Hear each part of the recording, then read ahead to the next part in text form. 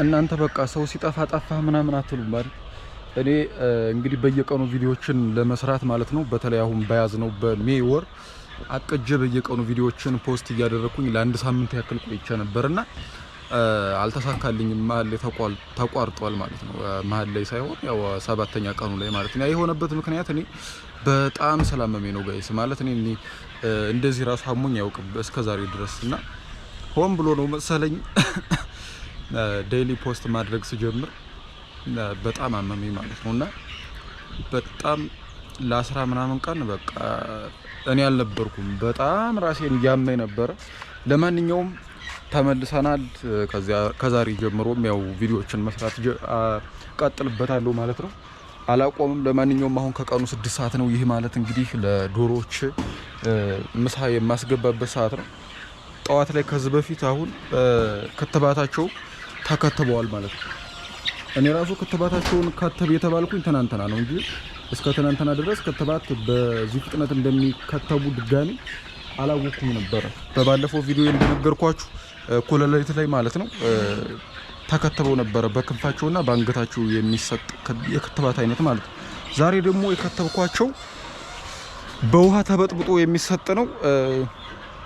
ጠዋት ላይ እንግዲህ አላሳየዋችሁም። አሁን ይሄን ይመስላል እንደምታዩት ማለት ነው። የክትባቱ ብዙም አይለይም። ላስወታ የሚባል ነው ማለት ነው። ተበጥብጦ የሚሰጥ እሱ ነው የሰጧቸው እና አሁን ያው ንጹህ አላስገባላችሁ። ውሃ በነገራችን ላይ በጀሪካ እያመላለስኩ ነው። ይሄን ኖሮት ስለሌለው ከነዛኞቹ ዶሮ ቤቱ ዞረ ቀረ። ዶሮ ቤቱ ሁለቱም ያንድ ሰው ስለሆነ ከዛኛው ሮቶ በጀሪካ ወደዚህ እያመላለስኩ ነው ማለት ነው። ነገር ግን አሁን በቅድሚያ እንደነገርኳችሁ ውሃ ማስገብቻላችኋለሁ አላቸው ውሃ ማለት ነው። አሁን ዶሮቹ የሚፈልጉት ምንድነው? ምግብ ነው። ይኸው አሁን ድረስ በጣም ያስለኛል ጋይስ እና አሁን የሚያስፈልጋችሁ ምግብ ነው። 6 ሰዓት ስለሆነ ማለት ነው። ደግሞ ምን ተፈጠረ መሰላችሁ ጋይስ? የተፈጠሩ ብዙ ነገሮች አሉ። በነገራችን ላይ እኔ ታመሜ ቪዲዮ መስራት ባለመቻሌ ማለት ነው። በነገራችን ላይ ላበላጉኛል። ከነዛ መካከል እነዚህ ዶሮዎች ማለት ነው አሁን ጫጭቶቹ እየተመገቡ ያሉት ገና 2 ወር የሞላቸው ዛሬ ነው። ነገር ግን ከአንድ ሳምንት በፊት ጀምሮ እየተመገቡ የነበሩት የቄብ መኖ ነው። ነገር ግን መመገብ የነበረባቸው ሬሪንግ የሚባል የመኖ አይነት ነው ማለት ነው። እሱ መኖ በቃ ከአዲስ አበባ ሙሉ ለሙሉ ጠፋ። የለም የትም ቦታ ቢፈለግ ሊገኝ ስላልቻለ ቀጥታ ዝም ብለን ቀናቸው ባይደርስም የቄብ መኖን ስንሰጣቸው ቆየን ማለት ነው። ነገር ግን የቄብ መኖ መጀመር የነበረባቸው ዛሬ ነው።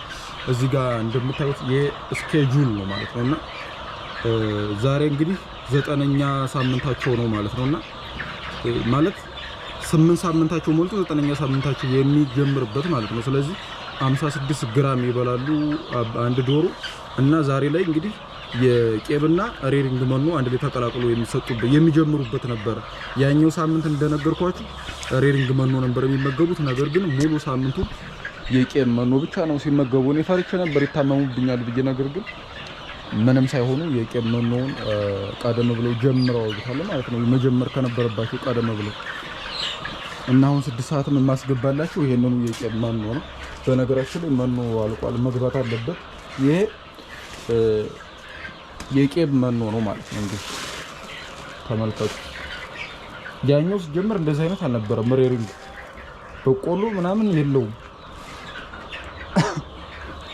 እና ይሄንን አሁን አስገባላችኋለሁ ማለት ነው።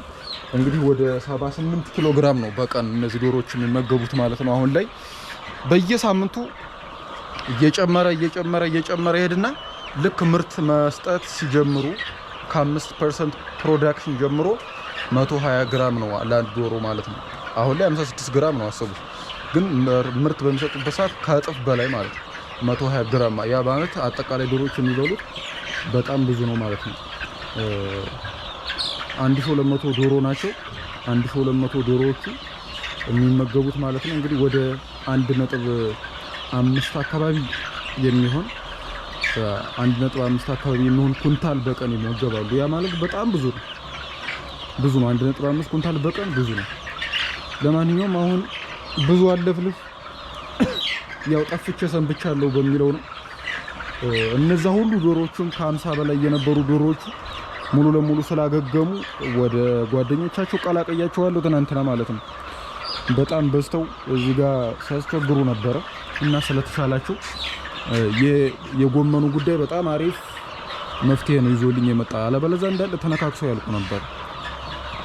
ለማንኛውም በሌላ ቪዲዮ እንገናኛለን ማለት ነው። አሁን መኖን ሰጣጥቼ እንግዲህ ውሃቸውን ከጨረሱ በኋላ ውሃ ማስገባላቸዋለሁ ማለት ነው። ከዛም በኋላ የቀን ውሎ ይቀጥላል። በእንደዚህ አይነት መልኩ እየቀረስኩ ለእናንተ ማሳያችሁ ይሆናል። እናንተ ደግሞ ማየት የምትፈልጉትን ነገር ፕሊስ ኮሜንት ላይ ያስቀምጡልኝ ማለት ነው። ያው አንድ የቪዲዮ ርዕስ አገኘው ማለት ነው። የቪዲዮ የምሰራበት ምክንያት አገኘው ማለት ነው። እናንተ ኮሜንት ላይ ስታስቀምጡልኝ ላበላቡኛለሁ። ያው ጣራው ሁላ ግድግዳው ሁላ ቆርቆሮ ስለሆነ ነው። ይመቻችሁ። ፒስ